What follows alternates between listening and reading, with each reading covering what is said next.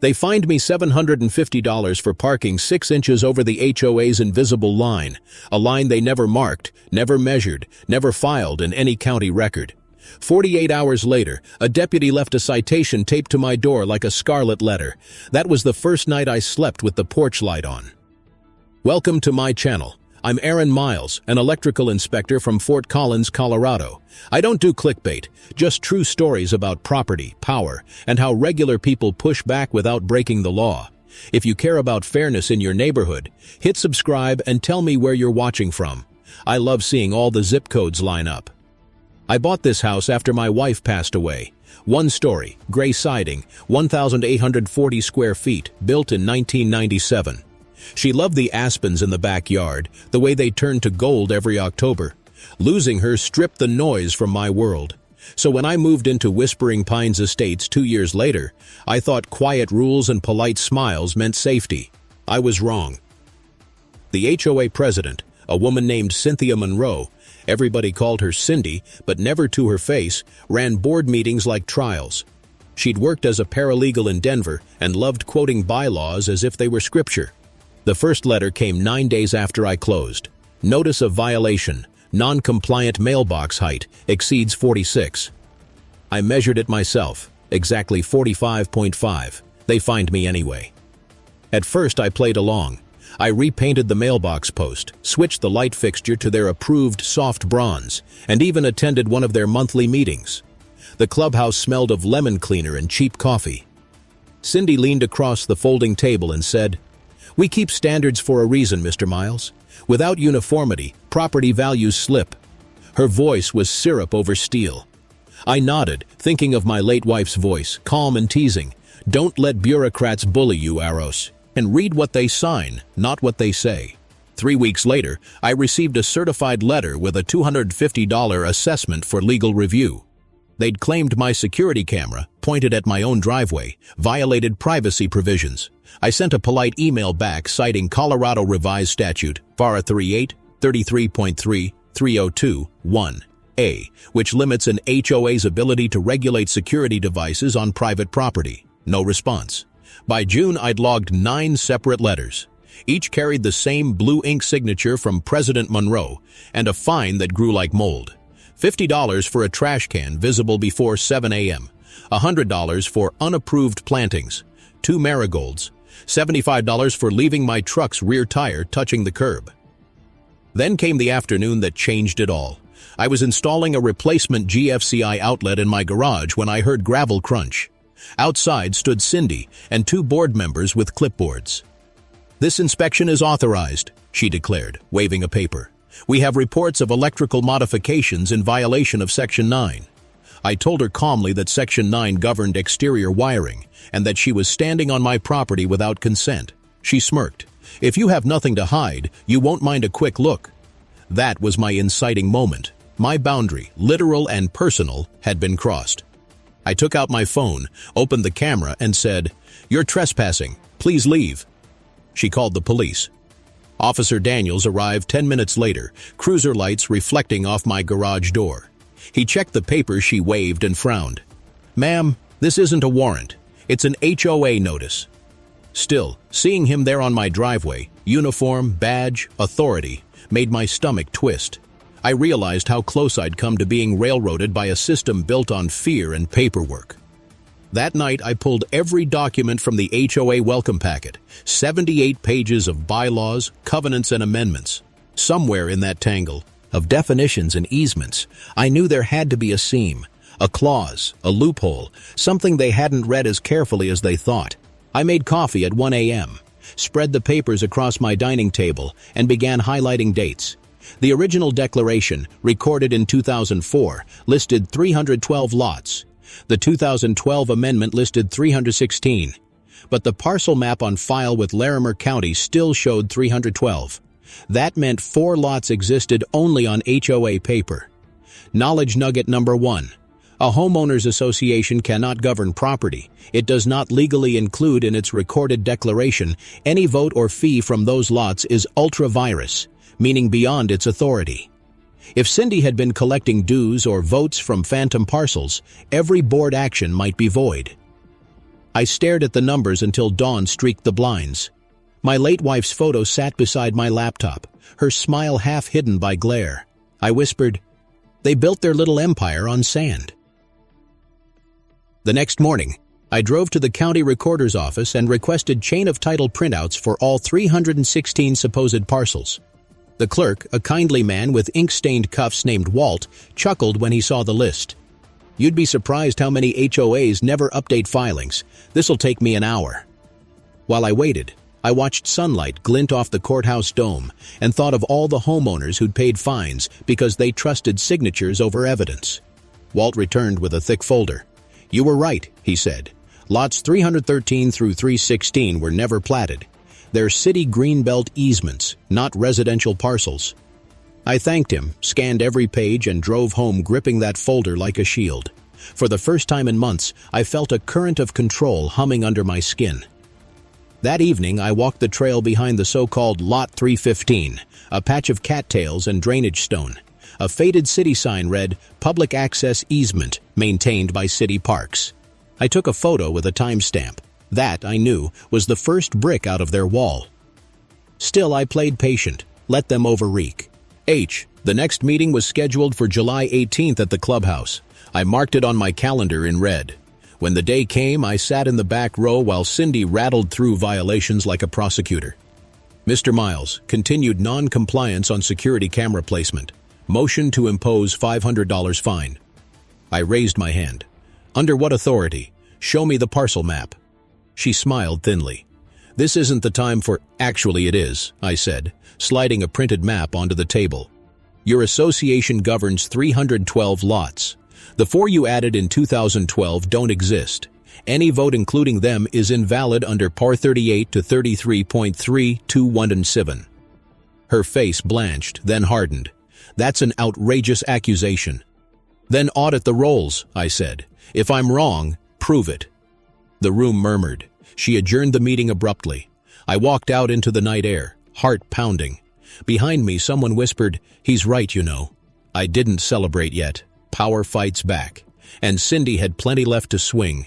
By the next morning, 3 more violation notices were taped to my door like graffiti. One cited excessive gravel displacement along Common Drive. Another claimed my porch light bulb exceeded the lumen limit. And the third demanded a $200 compliance inspection to verify electrical safety. It was harassment by paperwork. I started a folder labeled Evidence, HOA 22, and logged everything with dates, times, and photos. My neighbor, Tom Alvarez, an HVAC tech with a beard like gray wire, saw me snapping pictures of my curb and shook his head. "Cindy's losing it," he said. "She fined me $150 last month because my kid's basketball hoop obstructed sightlines. You planning to fight back?" "Lawfully," I said, "and publicly." Tom grinned. "Then count me in. I've got every notice they've ever sent me in a shoebox." We met that evening on his porch with iced coffee sweating on the table. I explained the phantom lapapatois, but discovery, and showed him the county printouts. He whistled. "So half her board might not even have valid voting power." "That's the point," I said. "If I can trace how they used those phantom votes, every bylaw change since 2012 could be invalid." He leaned back. "You're playing chess. She's still busy flipping checkers." I spent the next week combing through HOA meeting minutes, which, by statute, had to be available to any member within 10 business days of request. Cindy stalled, claiming archival backlog. I printed the law, R38 to 33.3317, 1. B. Association records must be made reasonably available for inspection and copying by a unit owner. When I handed her the printed statute, she looked at it like it was a dead fish. "We're volunteers," she snapped. "Don't threaten me with the law." "I'm just quoting it," I said. That night she posted on the community forum that certain residents were spreading misinformation to destabilize property values. My mailbox filled with side glances and muttered, "Troublemaker." If you're watching and you've faced an HOA bully like that, tell me below. Are you firmly anti-HOA or do you think they're just misunderstood? Drop your story or a tip that helped you push back. If you're on a board yourself, leave your message for the lurkers reading comments right now. 2 days later, Tom called. "You need to see this," he said. We met behind the maintenance shed, away from cameras. He showed me a printed email chain he'd gotten accidentally when the board misaddressed a notice. One line made my pulse spike. Use accumulated fines to offset insurance deductible for common area claim. That's illegal, I muttered. Fines can't be used for insurance payouts unless the CCRs explicitly allow it. Knowledge nugget number 2. In most states, HOA fines are not general revenue. They must relate to compliance costs or be credited per owner account. Using them for unrelated expenses is financial misconduct. The next morning, I requested the HOA's financial statements for 2020-2022. By law, they had to provide them within 30 days. Cindy emailed back a single PDF, heavily redacted. Whole pages were blacked out under board privacy. So I filed an open records request with the city's Department of Regulatory Affairs. 2 weeks later, I got a call from a compliance officer named Rachel Cho. Her tone was clipped but curious. Mr. Miles, I reviewed your submission. Interesting case. Whispering Pines is incorporated under Article 121, which means their filings are public. She emailed me the unredacted documents that afternoon. Line 74 stopped me cold. Claim reimbursement, $18,300, deductible offset via fine collection. They were funding their insurance claims with fines from residents. That wasn't just unethical, it violated 438 to 33.3209.5. Tom and I met again, spread the printouts across his workbench, the smell of oil and grass clippings hanging in the air. You think the cops would take this? He asked. Not yet, I said. First, I want a pattern, 3 solid years. We built a spreadsheet logging every fine in the ledger, color-coded by type. Nearly 40% were labeled administrative. I compared those dates to the HOA's insurance claims filed with Meadowbrook Mutual. Every administrative fine matched a claim week. I remember whispering, they turned enforcement into a budget line. The following weekend, Cindy escalated. I came home from work Friday evening to find 2 uniformed officers waiting in my driveway. We received a wellness check request, one said. Your HOA reported possible erratic behavior. I laughed out loud. You're standing in front of an electrician with a municipal badge and a cup of coffee. They looked uncomfortable but took a statement, logged the call, and left. I noted the time, 6:47 p.m. It was the moment I understood how fear spreads, one false call at a time. That night, I sat at my dining table again, paper spread like battle plans. You always said keep receipts, I whispered to my wife's photo. So I'm keeping them all. Knowledge nugget number 3. Document everything. Even false police calls generate incident numbers that can prove harassment or abuse of process later in court. The next morning, I installed a front door camera, angled within my property line, clearly marked with signage. I sent a courtesy notice to the HOA and the police department, everything above board. Then I waited. It took 4 days for Cindy to post her next move. Unapproved security device. Fine, $300. This time, I didn't argue. I printed the fine, stamped it paid, $0, and filed it. Let her think I was tired. Because behind the scenes, I'd found something she hadn't noticed in her own paperwork. The HOA's right-of-way for the clubhouse parking lot wasn't owned. It was leased, expiring in 90 days. The lessor, a defunct development trust now held by a county auction office. I put in a bid through an LLC named Pine Equity Holdings for $4,200. I said nothing. As August bled into September, I watched her stack fines higher, thinking she'd cornered me. In truth, every dollar she threatened strengthened my position. When the lease transfer cleared, the clerk handed me a stamped deed of assignment. That piece of paper was leverage. Reversal number 1, locked and loaded. I placed it in a fireproof box, labeled it with today's date, and whispered, "Countdown begins." By early October, the first snow dusted the foothills. Whispering Pines looked serene from the outside, holiday wreaths, tidy lawns.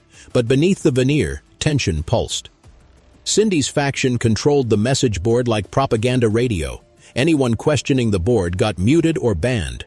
Tom and I met weekly in his garage, where the air smelled like solder and leaf mulch. We weren't plotting rebellion, we were cataloging facts. He had a knack for sniffing out irregularities. "Check this," he said one evening, pointing at a ledger line. "They charged every homeowner $45 for landscape replenishment, but we never saw new sod." I cross-referenced invoices and found the vendor, Green Ridge Maintenance, was registered to a P.O. box that matched Cindy's husband's business license. Classic conflict of interest. I printed everything, highlighted addresses, and added it to the binder.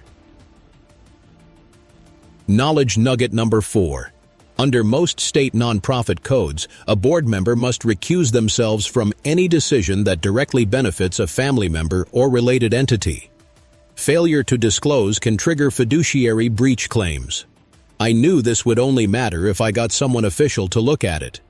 But timing mattered more. I wanted the showdown to occur where the whole neighborhood could see. Not a courtroom, not an email chain, but a public meeting. The annual budget hearing was scheduled for November 10th. By then, the clubhouse lease would be fully under my LLC. The same place she planned to wield authority, I now quietly owned beneath her feet. In the meantime, she doubled down. Fines hit me like hail. $150 for a non-standard mailbox flag, $90 for unsightly extension cord, even $40 for holiday lighting pre-install before permitted window. I logged every one. Date, timestamp, temperature, and witness. My engineer brain treated it like a system audit. Tom joked, "You could run NASA with that spreadsheet." "Maybe," I said, "but first I'm grounding this shuttle." Late one night, scrolling through community emails, I noticed something subtle. Each fine notice used an identical signature block, even when supposedly issued by different officers. I zoomed in on the PDF metadata. Author, C. Monroe, legal... dossiers. She was signing for everyone. That meant procedural fraud, voidable under State Nonprofit Act 47-128-401. I didn't sleep. The hum of my fridge became a metronome counting down to November. A few days later, I visited Rachel Cho at her downtown office. She had coffee breath and sharp eyes, the kind of person who remembered every comma in a statute. I showed her my compiled binder. "This is meticulous," she said, flipping pages. "If half of this holds, they're exposed." "I don't want blood," I said. "I just want fairness, and to stop them from scaring neighbors." She nodded. "Then let's make sure the county and the Department of Regulatory Affairs are watching on the 10th. I can file an observer request." Driving home, I thought about the symbolism. My late wife used to say, "You can't fix rot by painting over it. You have to cut it out and let the air in." That meeting would be sunlight. Still, I knew one thing about bullies. They panic before they fall. Sure enough, a week later, I found a note in my mailbox, no return address. "You should sell before this gets worse." I took a photo, bagged it, logged it as evidence. The next morning, Tom and I held coffee mugs steaming in the cold. "She's cracking," he said. "Not yet," I replied. "She's testing the fence." I rehearsed my plan nightly, even timed my route to the clubhouse. 4 minutes walk, 2 if adrenaline kicked in. You tell me, how far should an HOA control what you do on your own property, your porch, your driveway, your mailbox? Where's the line between standards and control? Drop your take below. On November 9th, the eve of the meeting, I couldn't sleep. I went outside, frost glittering under the street lamp, and looked at the clubhouse lights glowing warm in the distance. My property deed, my wife's photo, and the assignment papers lay on the table inside. I whispered, "Tomorrow, we stop hiding."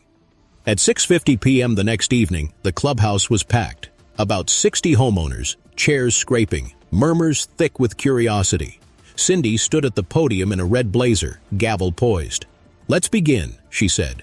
"Budget approval for 2023. Motion to ratify." I raised my hand before she could bang the gavel. "Point of order," I said. "You're conducting this meeting in a facility you no longer lease." The room stilled. "Excuse me?" I stepped forward, pulled a single sheet from my folder, and slid it onto the table. The metal clip snapped shut behind it. "This is the deed of assignment for the clubhouse leasehold, recorded October 12, 2022, under Pine Equity Holdings. That's me." Gasps rolled through the crowd. Cindy's face drained color. "You can't. This is our property." "No," I said quietly. "It's county property leased to your association.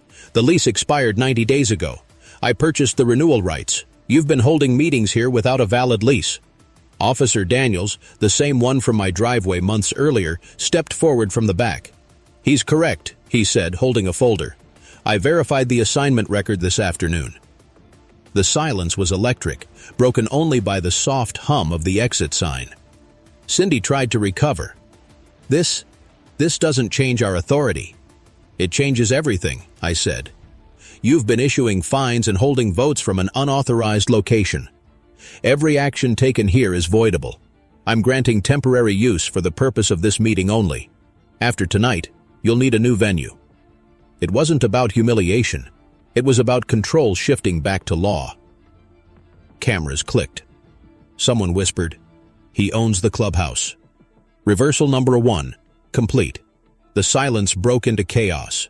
People whispered, some clapped, a few shouted questions. Cindy's gavel struck the podium 3 times, sharp, metallic cracks echoing through the room. "Everyone, calm down. This man is attempting a hostile takeover." I kept my tone even. "No, ma'am. A takeover would be secret. I'm making this public, transparent, and entirely legal. The county recorder validated the lease assignment.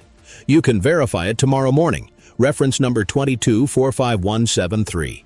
Tom leaned against the wall, grinning into his sleeve. Officer Daniels stayed near the back, arms folded but relaxed. A neutral authority, exactly as I'd hoped. Cindy tried to pivot, voice trembling between rage and rehearsed calm. "Even if the lease changed hands, our corporate rights remain intact. You cannot invalidate our authority." "Correct," I said, "but I can challenge its exercise until you comply with the law." I flipped open the binder, pages bristling with color-coded tabs. "Since 2012, your board has operated using phantom parcels, violated conflict of interest rules, and misused fine revenue for insurance claims. That's not authority, that's abuse." Gasps again. Someone shouted, "Is that true?" Cindy faltered. "Those were approved budgets." Rachel Cho stepped forward from the doorway, her city badge glinting under fluorescent light. "Not according to the filings my department reviewed," she said. "We've found unreported related party transactions and missing amendments." Cindy looked like someone had pulled the floor from under her. I continued, steady but relentless. "You fined me for a camera that protects my home, trespassed on my property, and filed false police complaints. Yet your own documents don't survive daylight." The murmurs built into a wave. A neighbor in the back yelled, "We want an audit!" Cindy snapped, "Out of order!" I smiled faintly. Out of patience is more like it. The gavel hit the podium again, but no one quieted. People were recording on phones, voices rising. It wasn't my victory yet, but momentum had changed. "You tell me, what punishment fits when HOA officials cross that line from governance to harassment? Should there be fines, removal, even charges? Comment below. Let's talk accountability." After the meeting, Daniels followed me outside. Frost glittered on the railings. "I can't take sides," he said, "but I've says. And a lot of bogus calls come from that board's number. You handled this clean." "That was the goal," I said. "Stay lawful, stay factual." He nodded. "Keep your documentation tight. You'll need it when the county reviews the misconduct claim." Back home, I poured bourbon into a chipped glass and sat at my kitchen table. My hands still trembled, not from fear but adrenaline finally ebbing. Tom texted a photo from the meeting. The moment I placed the deed on the podium, Cindy mid-blink. I saved it, labeled it proof of transition. For a week afterward, the neighborhood buzzed like a beehive kicked open. Some people thanked me, others accused me of destabilizing property values. A few stayed neutral, waiting to see which way the wind blew. Then came the retaliation. Cindy's allies filed a petition to revoke unlawful interference. It was theater, not law, but it gave her a headline for the HOA newsletter. "Individual owner disrupts community operations." I responded with a single paragraph. All actions taken were within statutory rights under CRS Factor 3833.3 and confirmed by the county recorder. Statements otherwise constitute defamation. Tom laughed when he read it. "You just lawyered her without being one." "I don't need to win an argument," I said. "I need to win compliance." But beneath the calm, I felt a crack. One night, around midnight, I heard tires crunching outside. Slow, deliberate. I peeked through the blinds and saw a car idling by my driveway, headlights off. I jotted the time, took a photo, called it in. Daniels filed the report, though he couldn't prove who it was. It shook me more than I wanted to admit.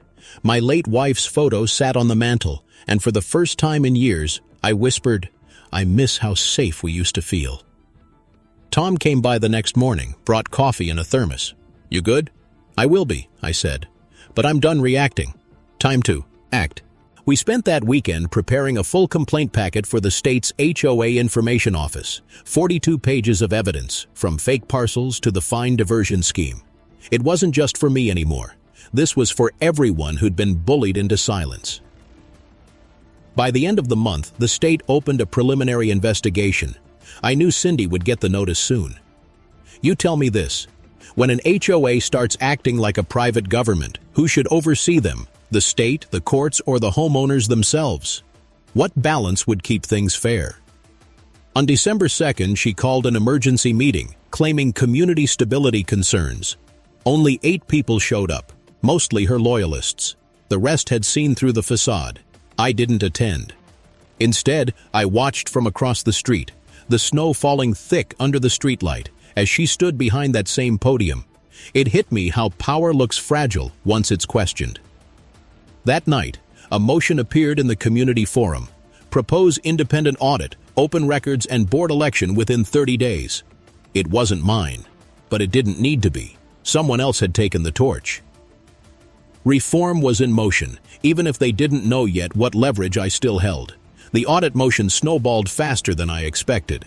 By mid-December, 32 homeowners had signed the petition, just over the 30% threshold required to compel a special meeting under the bylaws. It was the first time in 10 years the residents had exercised that clause. Cindy tried to block it, of course, claimed the signatures weren't properly notarized, but the statute didn't require notarization, just verification by unit number. I printed every page, had Tom double-check addresses, then dropped the sealed packet at the association's P.O. box, and took a photo of the drop with a timestamp. The lawyerly habit had become instinct. That same week, retaliation ramped into a full-on montage of absurdity. Monday, a trash can violation notice, $50. Wednesday, a holiday decor extension, fine, $125. Friday, a paint inconsistency warning, citing visible gloss differential. She even arranged an unscheduled safety inspection by a friendly local contractor who claimed to represent the HOA's infrastructure committee. I refused him entry, cited trespass, and logged the encounter. Then came the smear. An anonymous post appeared on the neighborhood Facebook page with a photo of my house and the caption, "Some people think they're above the rules, not in Whispering Pines." The next morning, my daughter, Emily, 16, braces, courage like her mother's, showed me the post with tears in her eyes. "Dad, are we the bad guys now?" I crouched beside her, heart twisting. "No, sweetheart, we're the ones keeping the lights on when people forget what honesty looks like." That night, fear crept in. I checked the locks twice, left the porch light burning until dawn. The next day, Tom brought over his old motion camera, the kind he used for hunting. "Just mounted in the attic vent," he said. "Won't even show from the street." I nodded, throat tight. "Feels wrong that we have to defend our homes from our own board." He shrugged. "They started it. You're just finishing the audit." Late December snow turned to slush. Every evening I'd sit at the dining table, laptop humming, sorting evidence like puzzle pieces. Rachel emailed updates from the Department of Regulatory Affairs, quiet but promising. "Preliminary findings suggest probable cause for governance misconduct," one line read. Still, I wanted more than punishment. I wanted prevention. You tell me, when HOA boards weaponize fines, should members push for total dissolution or force reform from inside? What's the smarter play, scorched earth or salvage? Comment your strategy. And I'm listening. New Year's Eve brought its own theater. I woke to a certified letter stamped, "Urgent, Community Safety." It accused me of illegal acquisition of common property and demanded I return control of the clubhouse within 5 days or face legal action. I read it twice, then smiled. Their lawyer had CC'd the county attorney, who already knew the lease assignment was legitimate. That misstep would boomerang hard. I drafted a calm response, citing 3 statutes, and attached the recorded deed. Ended with, all future correspondence should be through counsel or the state investigator.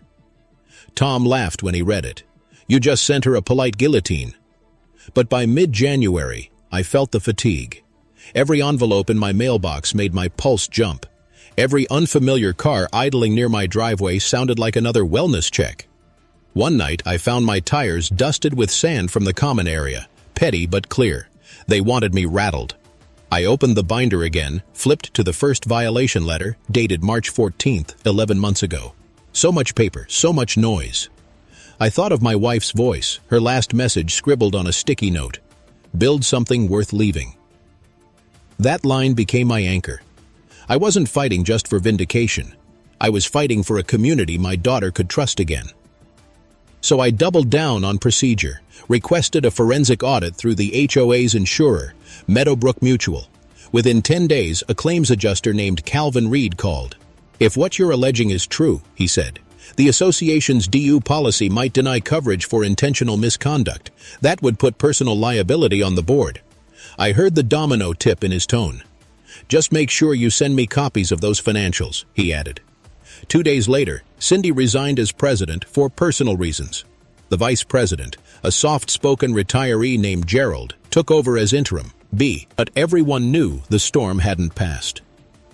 On the evening of January 20th, a plain envelope arrived. No return address, just my name typed in black courier font. Inside was a single page, a scanned deed for Lot 315, one of the phantom parcels. At the bottom, handwritten in blue ink, thought you'd want to see how deep it goes. I stared at it, then at the signature, Cynthia Monroe, real ink, shaky hand. She'd turned on her own system, maybe bargaining for leniency. I knew then the next step wouldn't be quiet. Because the special meeting to elect a new board was set for February 2nd, and I intended to show every homeowner exactly how the rules had been twisted. Underneath my calm, a countdown ticked again. 48 hours until confrontation, 20 until the new audit summary landed on my desk, 10 until the local news crew Rachel had hinted about might show up. Reversal number 1 had cracked the door. Now it was time to push it open so wide the light burned through every line of their bylaws. February 2nd arrived raw and cold, the kind of air that makes breath visible, truth rendered in vapor. By 6:45 p.m., the Whispering Pines parking lot, technically mine, now through Pine Equity Holdings, was full. Cars idled, exhaust curling under the streetlights. People shuffled into the clubhouse, some clutching coffee, others whispering names and rumors. Inside, I took my usual seat in the back, binder balanced on my knees. Tom stood by the door with his phone ready, quietly recording.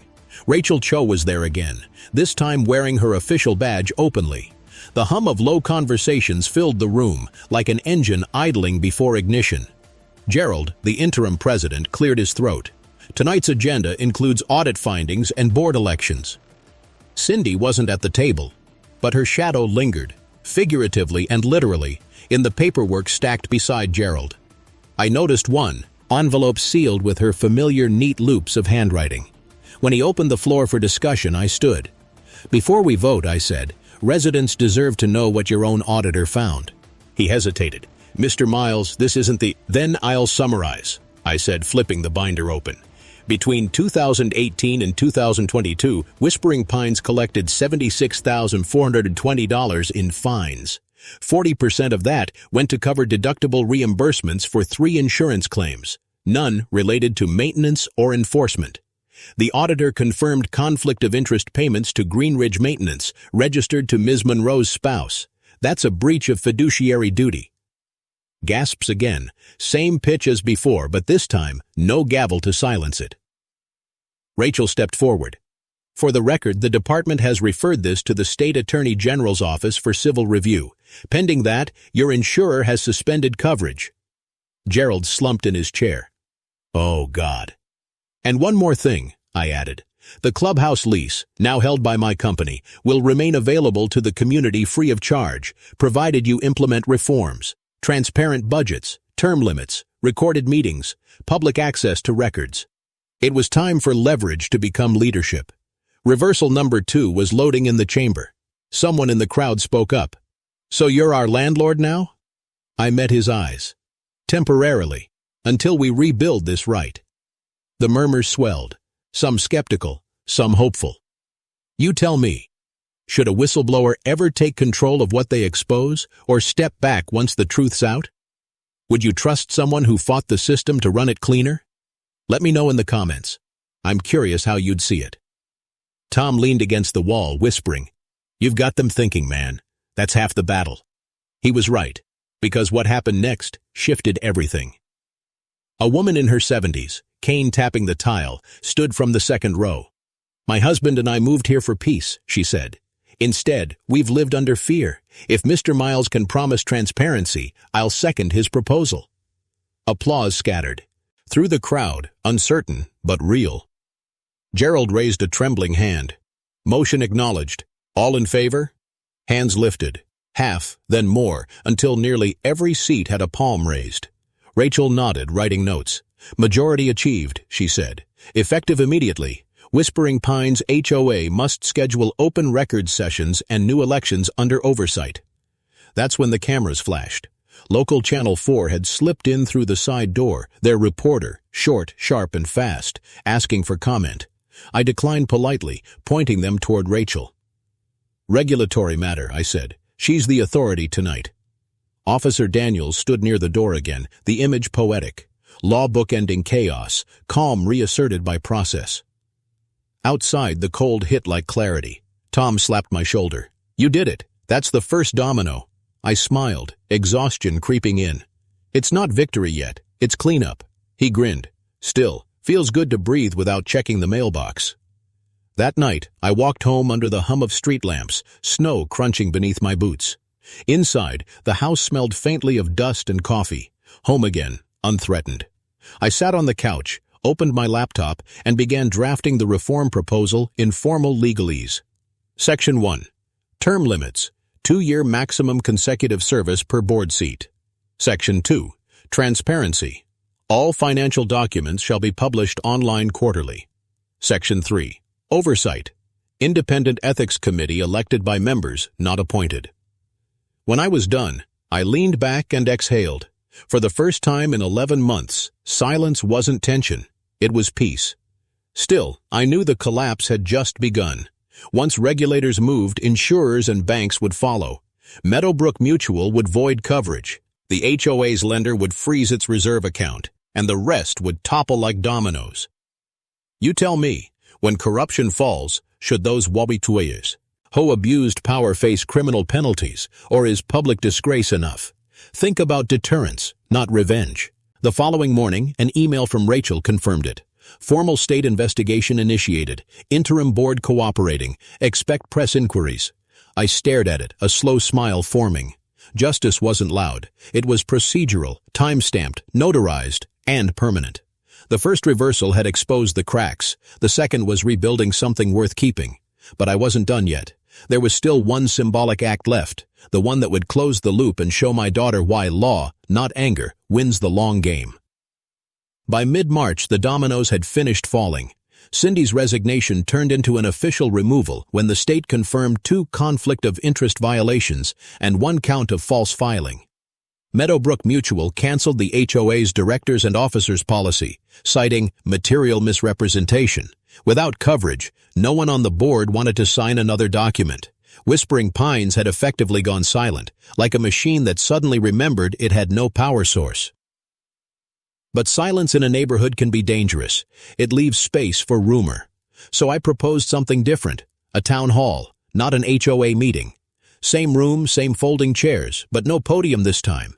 I printed flyers that read, "Community Conversation, Future of Whispering Pines." The tagline underneath was simple. Transparency starts here. That night, I stood by the coffee urn instead of the front of the room. People filtered in cautiously. 30, then 50, then close to 70 residents. They weren't angry anymore. They were curious. That's the first stage of healing. Tom opened the gathering with his usual dry humor. "Well, we made it a year without a single approved mailbox color change. That's progress." Laughter rippled across the room, the kind that releases months of tension. When it quieted, I spoke. This neighborhood deserves governance, not rule. I bought the clubhouse lease to protect us, not profit from it. But I don't want to own it forever. I want to return it, to all of you, under a new charter. Gasps again, softer this time. A woman near the front wiped her eyes. Rachel stood beside me, clipboard in hand. The state will supervise a recharter vote in 30 days, she announced. Residents can adopt new bylaws, create oversight, or dissolve the HOA entirely, whatever the majority decides. That's when I unfolded the deed, the same paper that had started everything, and laid it on the table for everyone to see. Its notary seal glinted under fluorescent light. I'm assigning the lease rights to a nonprofit trust, the Whispering Pines Community Fund, transparent, member-managed, audited annually. Applause rose, not wild, just steady, grateful. Outside, reporters waited again. Channel 4's mic gleamed with rain-beaded light. The young journalist smiled. "Mr. Miles, why give up control after all this?" "Because control wasn't the point," I said. "Accountability was." She nodded, the kind of nod that says a quote just found its headline. "You tell me, should HOAs even exist, or is community self-governance better handled informally, neighbor to neighbor? Where's the balance between order and freedom? Add your voice. This debate matters more than people think." 2 weeks later, I got the letter I'd been waiting for. The state confirmed civil penalties against the former board, $12,000 in fines, restitution to the association, and a 2-year prohibition from serving on any HOA board in Colorado. The phrase, "consent decree executed," looked almost elegant in black ink. Officer Daniels stopped by the next day while on patrol. He leaned against his cruiser door, smiling. "Quiet week?" "Quiet year, finally," I said. He chuckled. "You turned a war zone into a civics lesson. Not bad for an electrician." Tom joined us with 2 cups of gas sauce, citation coffee. "Guy's practically a neighborhood folk hero now," he said. "Someone even suggested naming the trail after him." I waved it off. Name it after the people who showed up. Still, the thought warmed me. Later that evening, Emily helped me hang new string lights on the porch, the same porch that once earned me a violation notice. She looked at me, serious. "So, is it over?" "Mostly," I said. "The law part, anyway. Now it's just living right." She smiled. Mom would have liked that. The next morning, sunlight filtered through the blinds, hitting the binder still open on my dining table. I closed it gently, felt the click of the rings, and slid it onto a shelf labeled "Case Closed." For the first time in a year, I took a walk through the neighborhood without scanning for cameras or glancing over my shoulder. Kids played basketball in driveways again, mailboxes mismatched slightly in shade, and nobody cared. But I wasn't naive. Systems rot if no one checks them. So I started drafting one last proposal, a community education night about homeowners' rights. I wanted people to know how to audit, request records, and hold power accountable before another Cindy appeared. You tell me this. If you had the chance to rewrite your community's rules from scratch, what's the first clause you'd add? I read every answer, and one of yours might end up guiding the next reform story we tackle, or at least like the video so others find it faster. The date for the recharter vote approached. Flyers went up, not from me, but from neighbors. 1 year of change, vote for fair governance, March 31st. Seeing my street lined with those posters felt surreal. It wasn't rebellion anymore. It was renewal. And yet, one thing still waited to be done. A final gesture to seal the moral arc of this whole mess. Something physical, visible, and unmistakably final. The morning of March 31st arrived quiet and clear, the kind of blue sky day that makes even bureaucratic reform feel poetic. I woke early, made black coffee, and laid the final papers flat on the kitchen counter. The assignment transferred to the new community trust, the reform charter with 30 signatures, and a single handwritten note from my wife that I kept tucked in the folder. Build something worth leaving. By 9, neighbors were already gathering at the clubhouse. No podium this time, just folding tables lined with ballots and donuts from the local bakery. The smell of sugar and coffee replaced the lemon cleaner that once defined every HOA meeting. Rachel and 2 county clerks monitored the process. Straightforward vote, she said, sealing envelopes into the clear ballot box. You really pulled this off, Aaron. I smiled. Not alone. At noon, turnout passed 70%.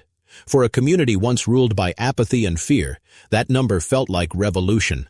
Tom circulated with his thermos, shaking hands, making jokes. Even Gerald, the interim president turned reluctant ally, helped collect ballots. When the final vote was tallied, Rachel read the result aloud. 84% in favor of adopting the reform charter, transferring management to the nonprofit trust. Applause swelled, loud and unguarded. People hugged. Someone popped a confetti tube that startled a seagull off the roof. I stepped forward with the document in my hands. This charter belongs to you, I said. It guarantees transparency, term limits, and the right to record all meetings. It forbids related party contracts and mandates open books, and it means no one here will ever again wake up to a violation notice for their porch light. Then I held up the old violation letters, crumpled, yellowed, a year's worth of paper scars, and fed them one by one into a small metal fire pit outside the clubhouse. The flames curled them inward, ash drifting into the spring air. The crowd watched in silence as the last page disintegrated. A kid nearby whispered, "That's awesome." Visual beat number 3, justice burning clean. Inside, I placed the signed trust deed on the table, pressed my ink stamp. Filed, March 31st, 2023, Whispering Pines Community Fund, and slid it toward Rachel. The click of the stamp echoed like punctuation. She looked at me. "Official?" "Official," I said. Tom clapped my shoulder. "You realize this is the kind of ending people don't believe actually happens." I grinned. Then maybe it's time they started believing. You know, if you believe I fought the right way, and this is how it should end, say a few words in the comments for your friend. Subscribe so the next story reaches you first. As responsible citizens, share this so others learn and get inspired. That's on us now. After the formalities, we gathered for what felt like the neighborhood's first real party, folding chairs in the grass, kids chasing each other with balloons, music from someone's Bluetooth speaker. I sat under the shade of the clubhouse eaves, the same spot where Cindy once declared me a rule breaker, and watched a community that had remembered how to breathe. Later that week, the local paper ran a short piece titled, "Whispering Pines Elects Transparency Board After HOA Scandal." It listed names, new faces, fair minds. Cindy's case ended quietly with a consent decree, restitution paid, and probation served. She sold her house and moved out of state. Rachel sent me a note. First neighborhood in the county to voluntarily reform under Article 121. You set precedent. 2 months later, the community fund sponsored its first project, a free electrical safety workshop for homeowners. Emily handed out flyers, proud grin bright as sunlight. That night, walking home, I passed the new trailhead sign gleaming under the lamp. Whispering Pines, Community Path. Dedicated to integrity renewal. No name, no ego, just purpose. At home, I closed the binder one last time, tucked it in a box labeled Legacy, and turned off the porch light, not out of fear, but because I finally could. In the quiet, I thought of the lesson carved through every page of that year. That justice isn't noise or fury. It's patience, proof, and people refusing to look away. And as I turned to lock the door, I caught myself whispering, half smile in the dark, "Next case?"